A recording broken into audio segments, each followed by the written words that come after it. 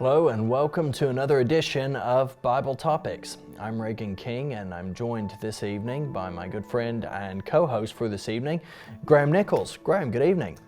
Good evening. Thanks for having me on. Well, it's great to have you back. I think it must be the third time that you've been on Bible Topics. I think so, yeah. Something like that. Yeah. If I recall correctly, we've spoken about our attitude and response to government and kings and definitely. Something to do with the monarchy. Yeah. And then I'm kind of drawing a blank. I did something to do with prayer. That was it, prayer. And yes. I did something to do with a Challenging Leaders book that I'd co-written to do with spiritual abuse of power, those kind of things. This is the fourth time because prayer is the air we breathe. Something. So this is the fourth time, yeah. There we go. Well, it's great to have you back. And what's more, you've recently. Well, you've been very busy. I know you're always busy with your work directing Affinity, but you've written a book. I have, yeah. I won't do it again, but I wrote it in quite a small, compressed period because I thought that would be easy and sensible. But it wasn't easy and sensible, but I did crank it out. So that was good. That's fantastic. It's called Reasoning in the Public Square. I'm sure you can see that there on your screen, and it is available online. Do you have a preference as to where you would like people to access? No. I can never work out how the economics of books works, but it's available on Christian bookshops, Amazon, all the other places, from the original publisher, all at the same price, I think. Start with your local Christian bookshop if you have one. If you don't, then of course you order it online as per usual, or I'm sure all good shops everywhere, as Absolutely, they say. Yeah. It's called Reasoning in the Public Square, Delivering the Changeless Message Through Ever-Changing Media. And tell us a little bit about that title. Yeah, the title derives from Paul in Athens, but I suppose sort of going back from behind, why did I write a book like this? I was doing work in the media, a bit of radio, a bit of television, and someone said, well, why don't you write about that? And I said, I'm not sure there's enough I can write about just that. But it got me thinking about how do we reach people that we're not currently reaching? There's great books on personal evangelism, relational evangelism, doing good activities, church growth, all those kind of things. But I thought the media was an example of where you do speak to people who you don't know and who you don't probably have any contact with. So I thought, well, there's that we can talk about, but actually there's other ways you can reach people you wouldn't normally know, whether it's in politics, whether it's in the web, whether it's in social media, or whether it's on the streets. So that got me thinking about all those different topics, and I kind of started with opinions about all of them and ended the book with slightly different opinions, more positive in all areas. But that's great. So it kind of grew out of that, really. Now, you wrote all of this book, which thank you for the copy, by the way. I have enjoyed reading so far through the PDF of it, but you mentioned the Great Commission. Is really the foundation for this. And it might seem to be a fairly basic, easy, low-hanging fruit passage for Christians to go to. Yes. But why do you think it's so important for us to see the Great Commission as speaking particularly into this realm of going into the marketplace, reaching people we wouldn't be reaching, perhaps in ways we might not have thought of before? Yeah, I think because we think about in the Great Commission making disciples, teaching disciples, and God's presence with us in Christ. And that's great. What we don't always focus on is the word go. And the word go always implies movement. It always implies from somewhere to somewhere. Now, of course, you can go across the room to your friend or your family member, and you can kind of go in the sense that you have children's clubs and you have neighbours and all that kind of thing. So all of that is go. But I think Jesus had in mind the worldwide mission that the disciples in the church were going to fulfill.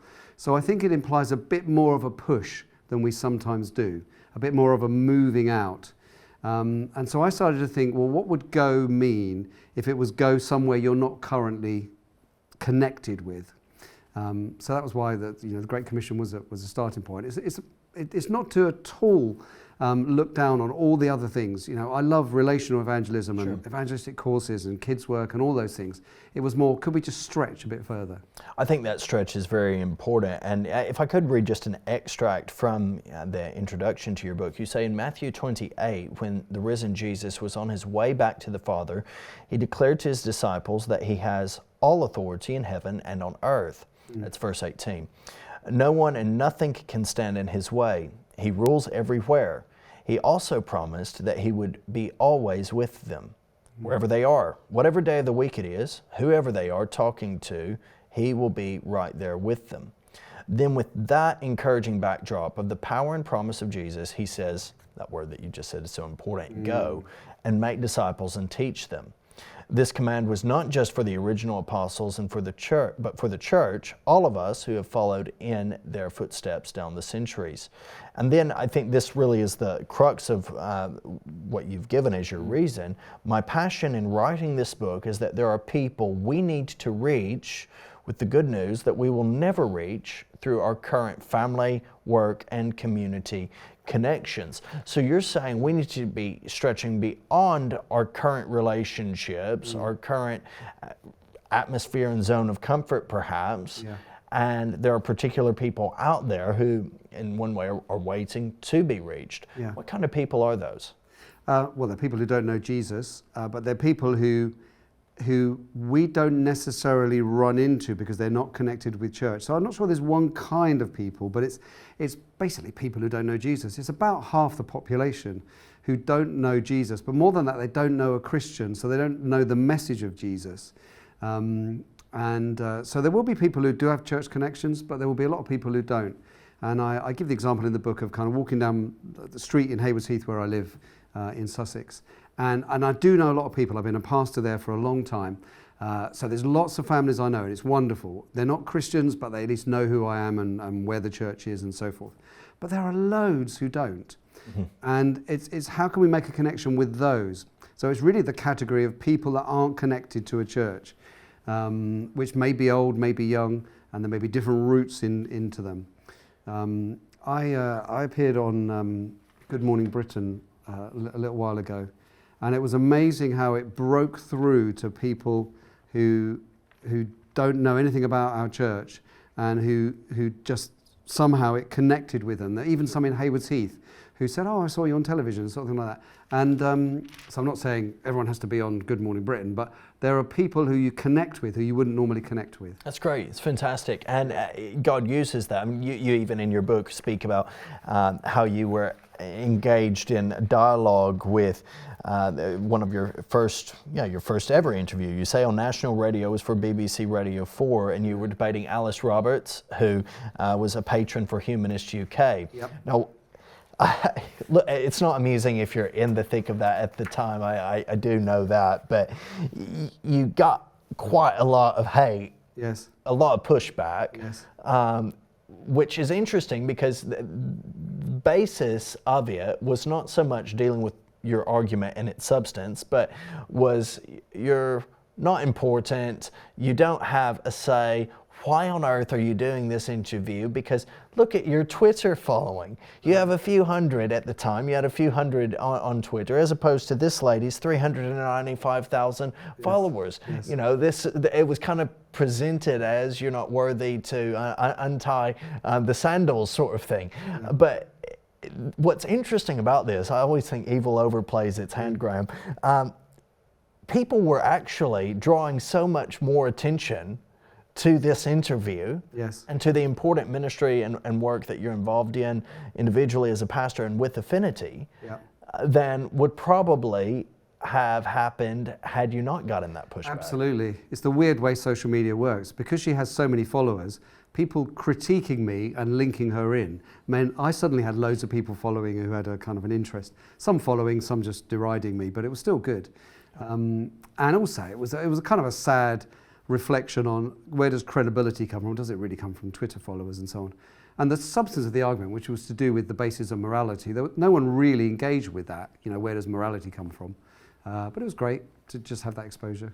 It's very important. And you mentioned a minute ago, you said something to the effect that less than half of the population actually calls itself Christian. Where do you think we're at in our society at the moment? What are some of the challenges? Is the marketplace, as you refer to it as, is it as big as all of that? Well, I think there's kind of two halves really, in the sense that there's about half the population would call themselves Christian, less than half the population in the census now. But also there's kind of different statistics to say how many practicing Christians are there? You know, and that's a few percent, 5 or 6% maybe, optimistically. So that's a really small percentage of the population. And then there's another 50%, which is probably the ones who think they're Christians are really ones who know Christians and would nominally call themselves Christians. But there's half the population that, for all kinds of reasons, don't know a practicing Christian. They might know a nominal Christian, but they don't know a practicing Christian. And then we've got all the, obviously, other religions who are also kind of present in the country as well. So there's a big marketplace of people who are not thinking about Jesus at all. They're not even thinking about, you know, Christmas and funerals and stuff. You know, the number of secular funerals now that happen, secular weddings. So moving away totally from our Christian heritage, even the trappings and so on. So it's people even those who don't minor have to things. think about God. Even minor things, you know, stuff that we can say, it's okay. Personally, I find it hard to get worked up about what Iceland does with hot cross buns, Sure. right? Yes. At the same time, I do recognize this is indicative of where we're at in society, where the shape of something on a bun and the tradition behind it is kind of removed and replaced with a check mark. Yes, absolutely. I mean, the other story is Tate and Lyle, who took off the Samson, well, not totally the Samson reference, but the actual quotation out of the strong came forth sweet and the lion, and kind of made it just a simple face of a lion. Right. And it is trivial. I was asked to comment on it. I did a couple of TV interviews about it. And some people said, why do you get outraged about that? And I wasn't outraged. I was completely relaxed and just used it as an opportunity. But at the same time, there's clearly a marketing issue that people are thinking we don't want that connection with Christianity, however vague it is. Don't you think people want you to be outraged? Like, Oh, yeah, you know, do. so the people are like, oh, he was seething. He was on the program. Look at, you know, he's getting worked up about a lion logo. Yeah. But you weren't. You were making a clear and considered case as to what this shows about our society. Yes. Okay, what does it show about our society? I think there's an embarrassment about Christianity. There's a weird airbrushing out of Christianity it's not the same as other religions. I'm not, you know, asking for special pleading or particularly saying anything should necessarily change, but it's just more social comment. Right. That we have a weird relationship with our Christian past, that we're almost embarrassed about it. And so in marketing terms, it's not something you want to connect with. So there's a nominal tolerance of Christianity, but there's an awful lot of hostility. But coming back to the book, I'm thinking that that's not much different really to the Greco-Roman world, where there was lots of hostility and lots of jeopardy actually in speaking about Jesus. And there was lots of popular opinions that were sort of derived from philosophy, but also derived from plays and theatre and everything else, which was anti-God, the God of the Bible, but also just kind of ignorant about God. And I think that's the kind of where we're at. We've got some anti-God sentiment. We've got quite a lot of just complete ignorance and sort of embarrassment and confusion about our Christian past and whether it was good or bad. And we kind of mix it all up with colonialism and empire and just put it all in the same bucket of, you know, we're much better now. Yeah, we progressed. Yeah. So one of the things I really enjoyed, Graham, about opening the book and going through it, your reference to Acts 17, which is one of my favorite passages in Scripture.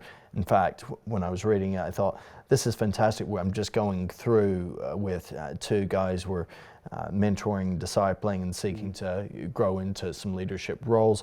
And Acts 17, as we've approached it, it just really and very sharply, I think, reflects where we're at in our urban Western society and culture at the moment, particularly in the setting I'm in London. I'm seeing even the philosophical terminologies used that Paul encounters in Acts 17, Epicureanism and its atheistic, the humanistic materialism and consumerism, its drive toward pleasure as the highest end, stoicism, and it's okay, just kind of the grin and bear it, you know, this is what real men do, sort of the kind of thing. You know, you take the positives of Jordan Peterson, okay, perhaps, and some of what's said there, but then ultimately it's godless. Ultimately, it might have some regard or respect for God, but it's not focused in the right way.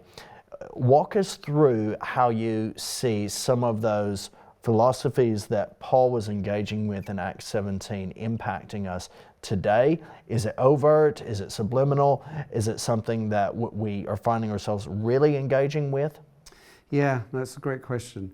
I was fascinated, and I could have got too carried away with the whole kind of philosophical background. The Greeks are really interesting in their influence, which is still felt today. In terms of mathematics and philosophy and politics and so forth. So it kind of fed into the whole book in the end.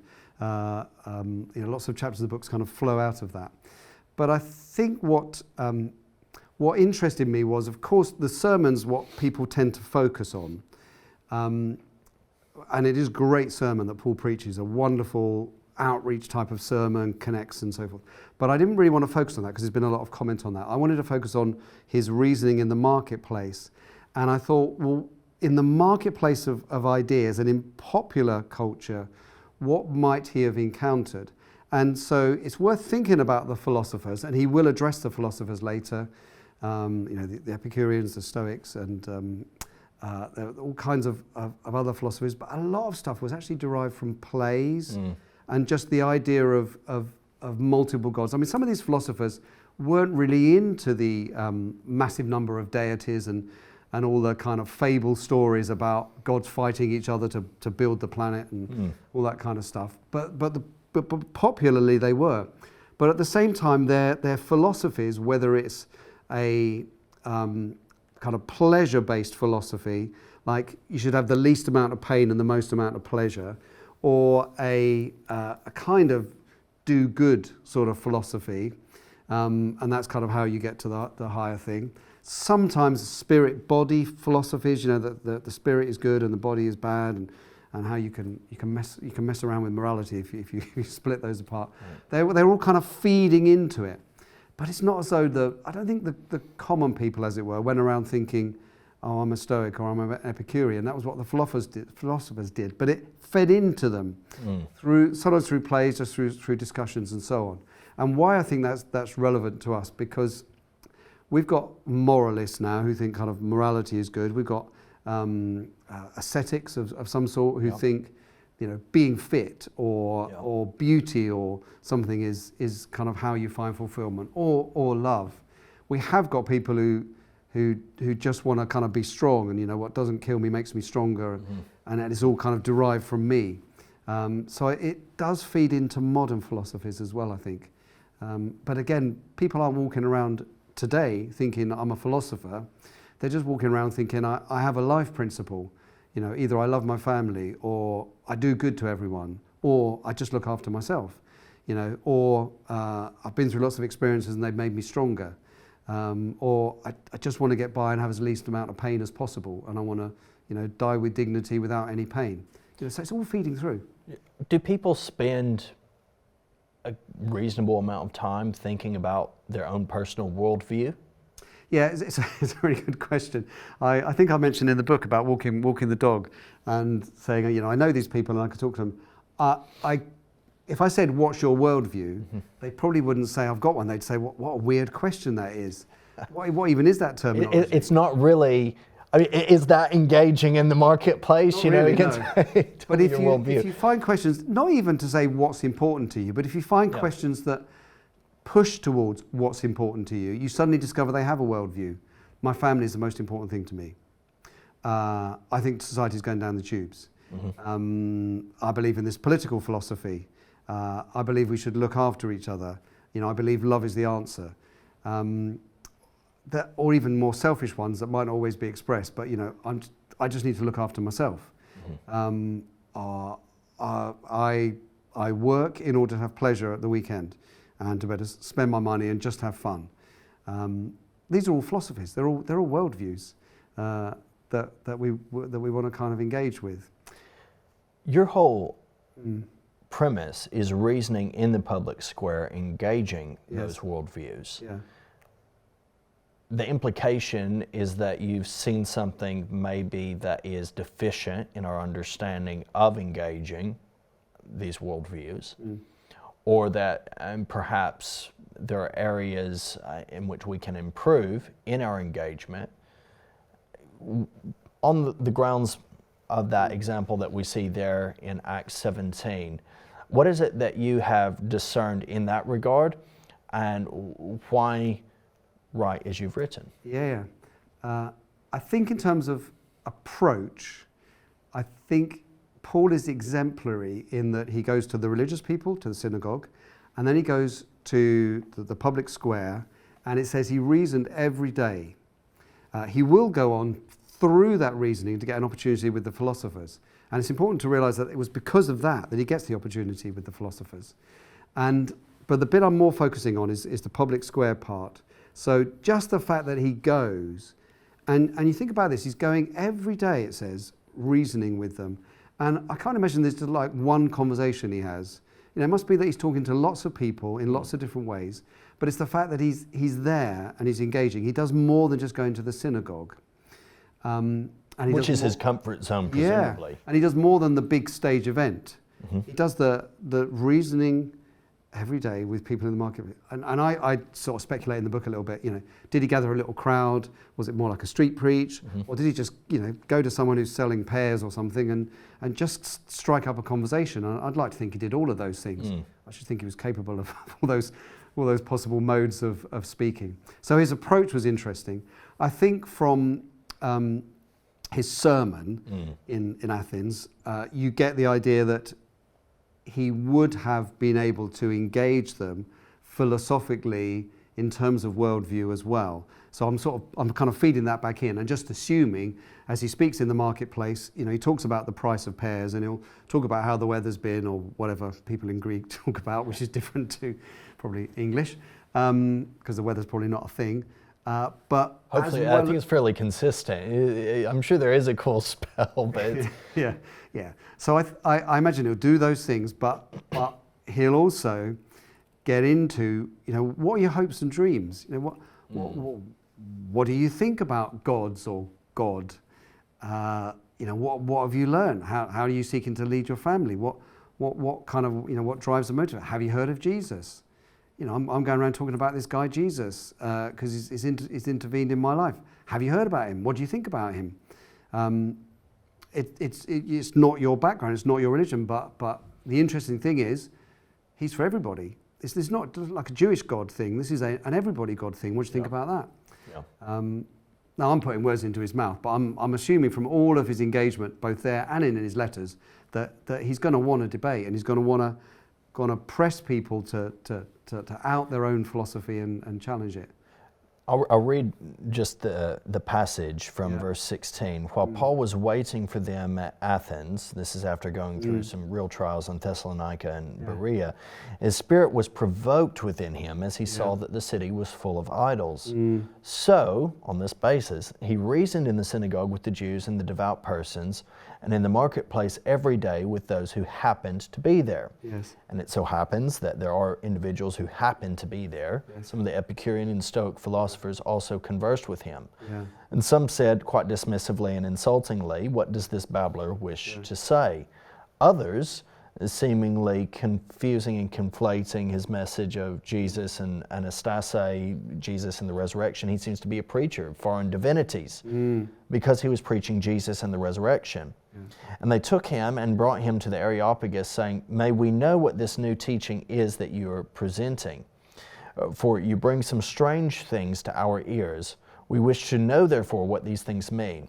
And it says that all the Athenians and the foreigners who lived there would spend their time in nothing except telling or hearing something new, which is an interesting comment. Yeah. But one of the things that you highlight in reasoning in the public square is that Paul finds himself experiencing some distress. And you speak about the importance of, okay, we're distressed about some things. Yes. Yeah. We find ourselves distressed about a lot of the worldview and ideological slide that we see around that is devoid of what's good, right, and true, how then do we take that distress into the marketplace? Yeah. Because you actually say we should take our yeah. distress into the marketplace. Yeah, yeah. I was kind of reacting against the idea that you just get distressed. Right. Because we can watch something, TV, internet. Hand wringing. Yeah, and just say, oh, isn't it terrible what's happening? And I'm saying, like Paul, horrible. Take it into the marketplace, take it into the public square, and preach about Jesus in the end. How does distress inspire you to act? Yeah, no, absolutely. And it's just such a fascinating place. So because the marketplace has traders, and they had all kinds of traders. They had more what you might call kind of working class traders who had fruit and veg, and then you had very expensive stuff as well, apparently, in that particular market. So you had all kinds of classes of traders, and then you had philosophers who were, I suppose, buying their eggs and milk and whatever at the same time. So they're all around there as well. He gets hostility as well, doesn't he? I think it's there that he gets called a gutter sparrow. Yeah, that's that terminology of babbler. It's translated in multiple ways, but it's basically a seed picker, a gutter sparrow. Yeah. It's a great put down, really. So dismissive. But it's great. He keeps going. Obviously keeps going to the point that they say we want to hear you more. He didn't have enough Twitter followers. Well, no, which is all kind of amusing because it's about birds and everything else. Absolutely. Yeah, but yeah, I think it's a great example in the going, and then the rest of the book really thinks about, well, here's some first of all the kinds of things the philosophers were going to meet in the marketplace. I try and give some simple answers to questions. Yeah, this is something that you unpack. Okay, so in the marketplace, what are some very difficult questions that you can envision perhaps? You ask a question, I'll throw it back to you. One of the things I love about this is it has questions for thought at the end. Yes. So I'm going to give you a question for thought, assuming that you have the answer. What is the hardest question you get asked, or that you've been asked, or would worry about being asked in a public setting? Yeah. And how could you prepare for that line of questioning? Yeah. Maybe that itself is the hardest from like when you're doing television. when you're doing accountability with someone, and they ask you the question, what's the question you don't want me to ask you? Yeah. You're not going to get a right answer. Yeah. The hardest one for me, I don't want to prejudge people because they may have different ones when they're reading the book, but the hardest one for me is always about suffering. I think the intellectual ones to do with creation of the world, or something about the Trinity, or comparative religions, those are relatively easy, or the resurrection, evidence for the resurrection, evidence for the Bible. I'm okay with those. Even the morality ones, which are difficult, Sure. To do with sexual ethics and so on. But the one about suffering is hard to answer. It's deeply personal. Yeah, it's deeply personal, and there isn't really an answer. is the problem. There is an answer, but there isn't really an answer, in the sense that there is not a neat little package where I can say, oh, the reason you suffer is, and it's also a really hard question to work out, where is the person coming from? Is this a personal question? Is it a trap question? Have they experienced suffering? Do they just want to stop you talking? So it's hard from that point of view. Do they really understand the bigger philosophical question about the presence of evil, or do they just not understand why the world is broken? Right. And so it's hard on lots of levels. What's the appropriate way of engaging has to be, because if there's, you could engage in a philosophical, more intellectual sort of dialogue that is completely unhelpful, or you can take it from a very personal perspective, and there might be testimony or something. That absolutely, and I asking questions is always a good idea. I talk about asking questions in the book as well. I talk about the fact that the reasoning word and the dialoguing word, it's he could have been preaching in the marketplace, but probably he was talking from the word that was used, as in, discussing. It seems more like dialogue, doesn't it? There. Forth. So when you're in that context, if someone says, I would believe in God, but I just can't believe in a God who allows suffering, then it's always some really good questions to say, what makes you say that? What experience have you had of suffering? Why is it you ask? And they might say something personal, they might say something true but not connected with them, like the wars going on in the world, or the fact that they saw someone on the news who was 12 years old dying of cancer or something. So getting to where they are kind of personally with it, emotionally, and then philosophically, where are they? Is the question that they really would like to believe in God, but they're just not sure how this bit fits together. What are their presumptions about God? And they might be satisfied, because it is the best we can do in a way, with just the fact that it's a broken world, and it's broken by Adam and Eve's sin and rebellion, and it's fractured ever since then. Very few people then go underneath that with the next really good question, which is, well, you know, in the big history of the whole universe and God's plan, you know, why did God allow that to happen? Some people are just happy with some simple answers. So I think ask questions to make sure you answer the question they're asking, not the question you think they're asking. Now, the whole goal of this is to deliver the changeless message through ever-changing media, and a good half of the book actually focuses on engaging the media. Yes. What do you mean by media? Well, it's a great question. I talk about traditional media, and then I talk about new media.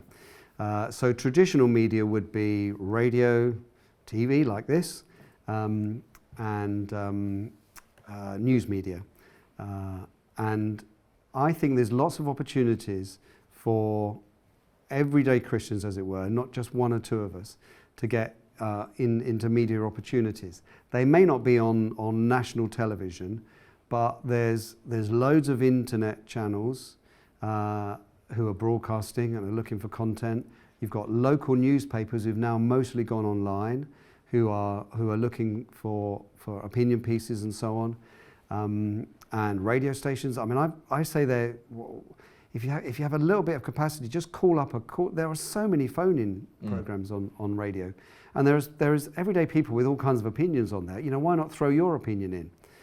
If I had loads of time, I'm not saying everyone watching has loads of time, but if I had a little bit more time, I'd ring in sometimes. You know, sometimes I've been on Radio 5 because I've been asked to be on BBC Radio 5, but other times I think, this is a topic I'd really like to talk on. If I wasn't just doing this, I'd actually like to ring in and get a slot, and you'd probably get as long as you get as a called-in interview just by being a phone-in person.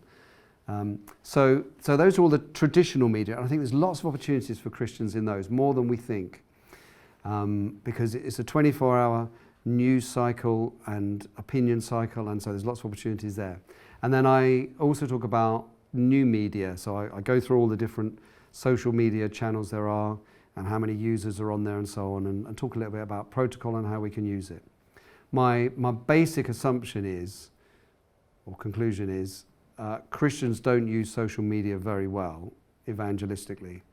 They do a bit of knockabout of other Christians' opinions, but what we should be doing more strategically and thoughtfully is, how can I use this to advertise something to do with Jesus?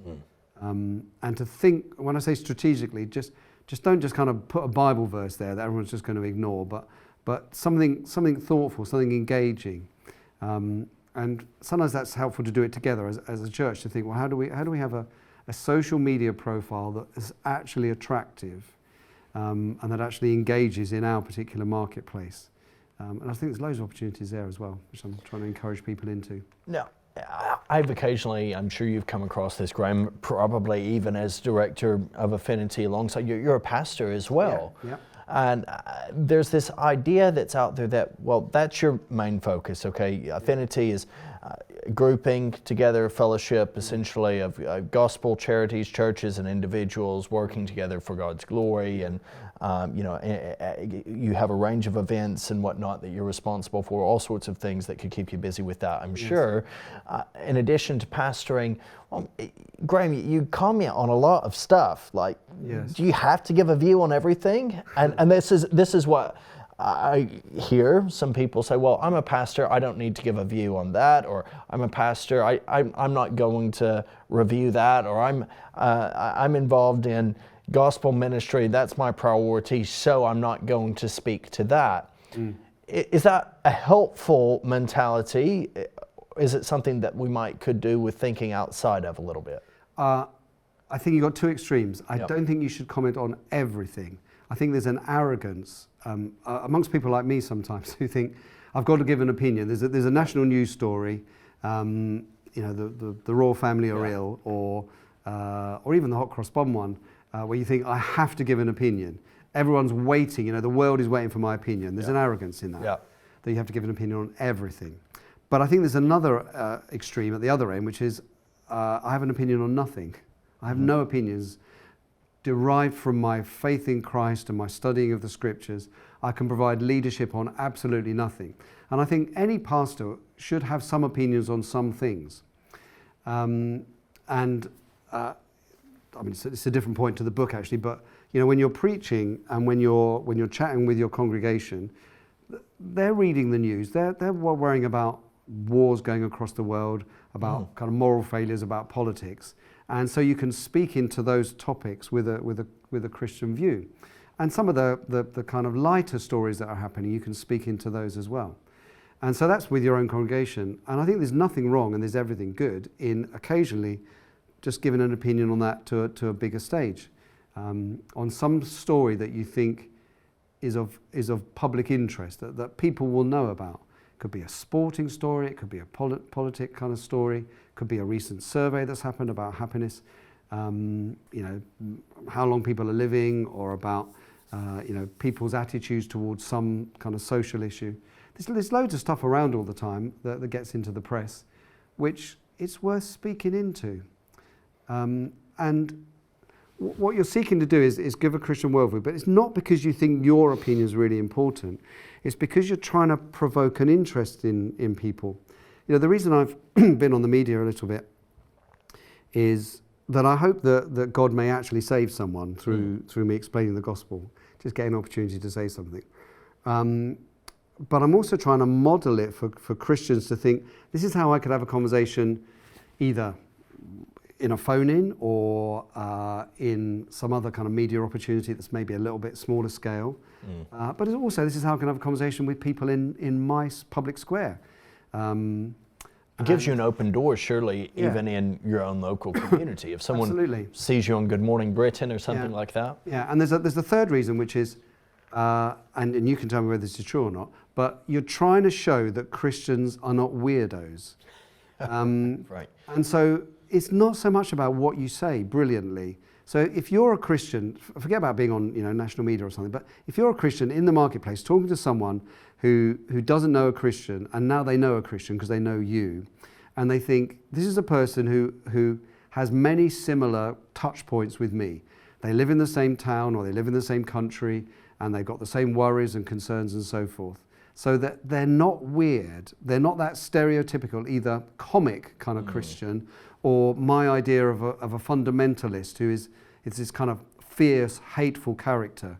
They look at you and think, they just seem quite normal, really. Yeah, there's that extreme, Ned Flanders, Simpsons, that crazy cult preacher in There Will Be Blood. Yes. And it's kind of like, there's very few times a happy medium in perspective. Yeah. It's interesting. I remember one of the things that I've enjoyed doing over the years, just personally for no other motive than to enjoy it myself, is to do some sport here and there. And I was on a dodgeball team, and we would go afterwards and have pizza and stuff like that. And I remember sitting at the table one time with this vociferously atheistic New Age guy who would say he's spiritual. He would say he's spiritual, but we developed a rapport and a friendship. And I remember he commented that, he said, I used to think Christians were weird. And I used to think that everyone who believed these things was really way off. Then I met you, and it's just kind of changed my perspective a little bit. And the reality is, for many of the viewers, and this is something you cover a good deal in the book, you may be the only Christian someone knows. How important then is it that we actually, when we're expressing and we're addressing particular issues, that we radiate not the fact that we're distressed by things, because there's a lot that is distressing, but how much more important is it that we channel that disturbance that's there because of where things are at in our society into a healthy way of communication, meaningful interaction and reasoning with those around us. Absolutely. I think the way we speak is as important as what we say. I think we do have to be orthodox, and we do have to make sure we're not just nice and bland and never mention Jesus risen from the dead, the only Saviour. We need to be that sharp. But we can get there in a way that is winsome and that conveys the message of Christ in our body language and tone and all those things. If we're person to person with someone, we've got lots of opportunity of doing that. If we're on social media, then we've got tiny little packets of being able to do that. And you can moan as much as you like about, the fact that that's not real relationships and all those kind of things. But loads of people, for loads of time, participate in social media. I think I'll put a stat in there about that's incredible. Some people from our church. It's grievous. It's like, wow. Okay, so in chapter 5, you talk about the worldwide market and social media. Yeah. And I think you're making the point that those who had been scattered in Acts 8:4, they preached wherever they went. So they're taking every opportunity that's out there to proclaim the gospel. And you give this real life example. You say you ask some young people in church to give the statistics on their social media usage. The most extreme example, for just 1 week, one of them reported these activity figures as recorded by their phone. Yeah. Snapchat, 23 hours, 52 minutes. Yes. Okay, that's just Snapchat.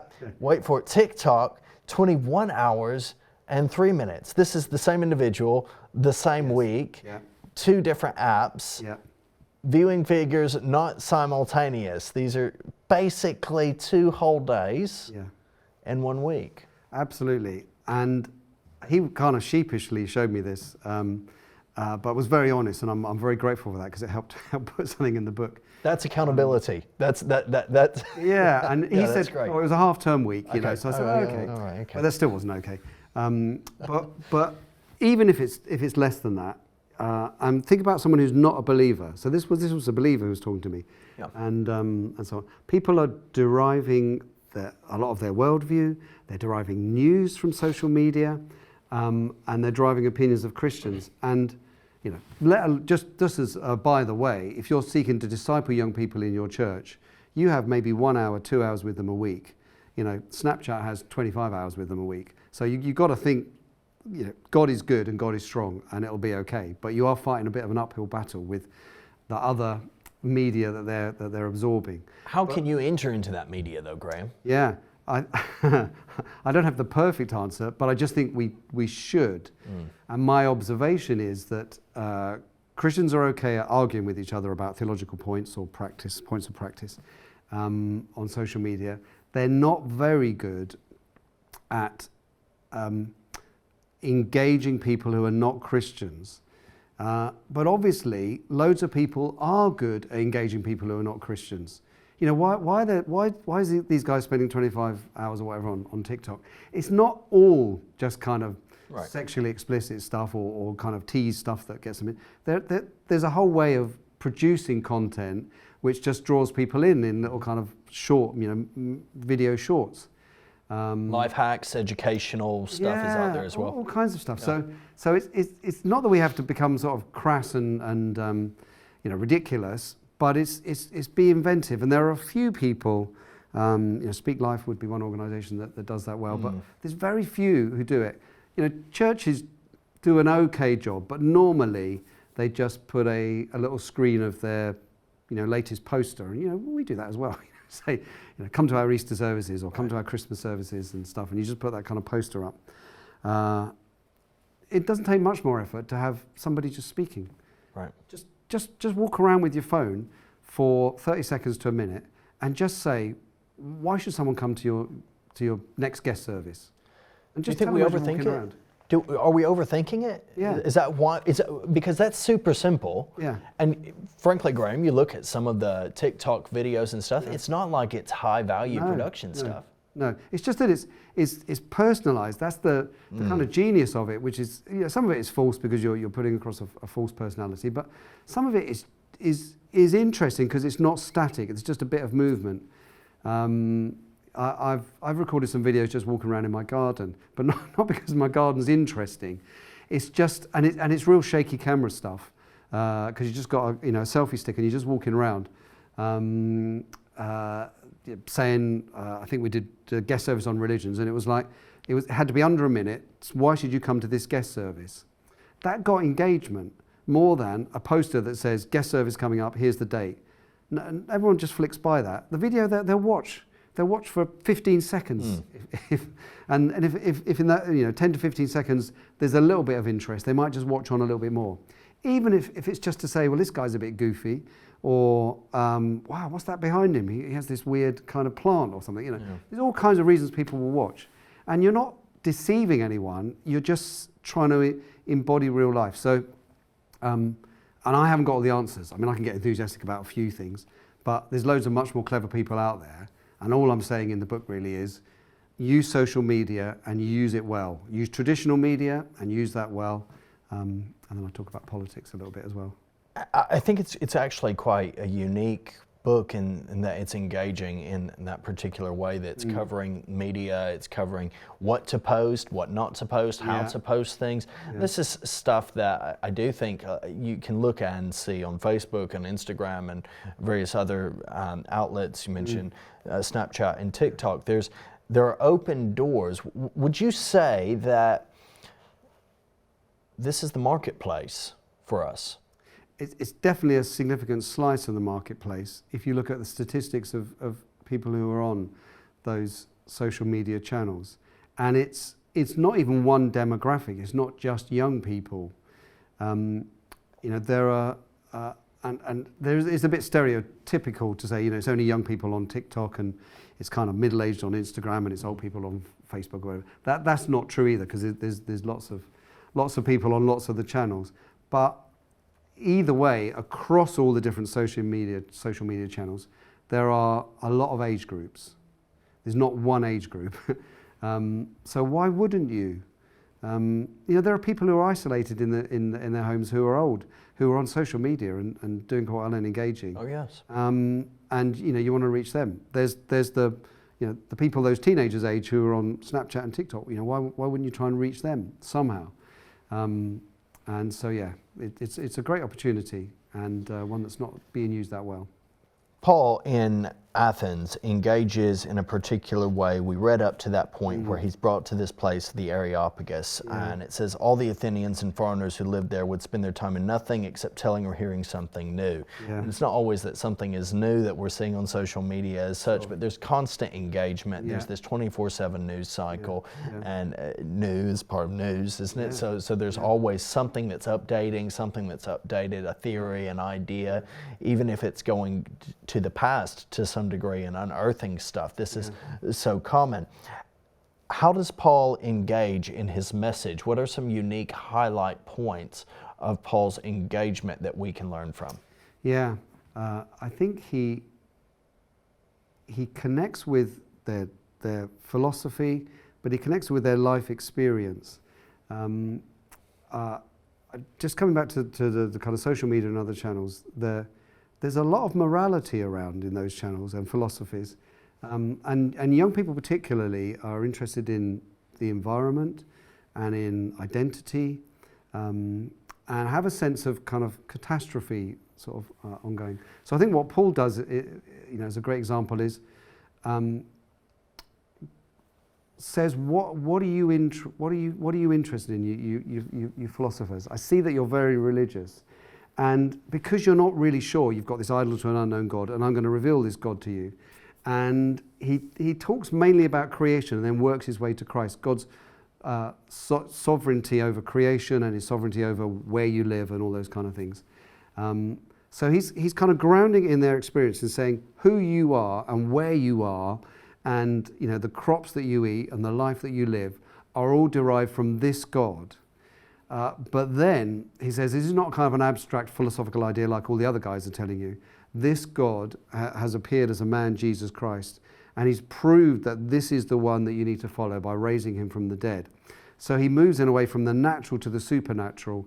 He moves from what they could sort of philosophically probably grab hold of. There's one God. They could argue about which one it was or anything else. But he moves from that to the very particular claims of of Jesus Christ and their responsibility to that God. It's rather patronising and reductionist to say, but it's a great sermon. Yeah. What a good sermon. I'm sure Paul will be very glad. I thought he preached a good sermon. Paul, not bad, Paul. Great. Graham's approval. Check. Okay, but there are risks. There are risks to engagement. There are risks to kind of, Paul engages and he presents this message, and okay, he goes through, he reasons, and he does approach things in this step-by-step formula. He starts on some common ground essentially, and then works his way through from the natural to the supernaturals. What you said. When we hit the supernatural, what could we encounter? Well, what he gets really, which is some people believe, some people want to hear more, and some people just ridicule it. They just think it's ridiculous. And that is what we experience, isn't it? Some people want to hear more, some people do believe, and some people ridicule it and don't want any more to do with it. But if you don't get to the supernatural, not in every single conversation, you might be working your way towards it. You might be doing your reasoning in the market square in order to get to the next conversation. But when you get to a conversation that has some body to it, you've got to talk about Jesus, because that's where it begins and ends with Jesus. That's the center of our message. But Paul spends quite a lot of the sermon getting there. So it's not that he doesn't start with repent. It's interesting in terms of, I mentioned the streets in the book as well, and street preaching. Yeah. I honestly started I don't know if you do any, I think you do a little bit. I can't remember that. And I started that chapter honestly thinking I was going to end the chapter saying, well, it was a good idea in the past, but it doesn't work now. And then you did it. And then I've done some in Luton. And I also looked at church history and thought all the great movements were marked by street preaching. Then I looked at the Bible, always a good idea, and thought a lot of the prophets ended up preaching in the streets because they got kind of thrown out the temples and stuff. So there's often a context, but it has a great pedigree, street preaching, because it connects with people you wouldn't otherwise connect with.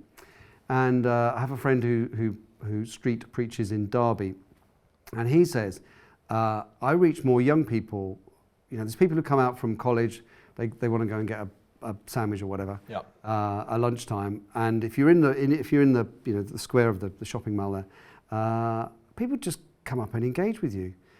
Maybe they're a bit bored or whatever, but they are willing to engage. Actually, better than some of the older people. It's not an anachronistic sort of weird thing, but like Paul, you've got to start with some connection points. So if you just stand there and say, repent and believe, which is the end of Paul's sermon, you're not going to do so well as connecting with, what are you guys interested in? Yeah. You're interested in who's the real God in Athens. Maybe that's not exactly what you're interested in Derby, but you are interested in meaning and love and relationships and what's going to happen to the planet, and are we going to all blow ourselves up or burn to death? You're interested in those things. Who's in charge? Who's the God who controls the climate? Who's the God who's in charge of wars? Suddenly now you're connecting with people's experience.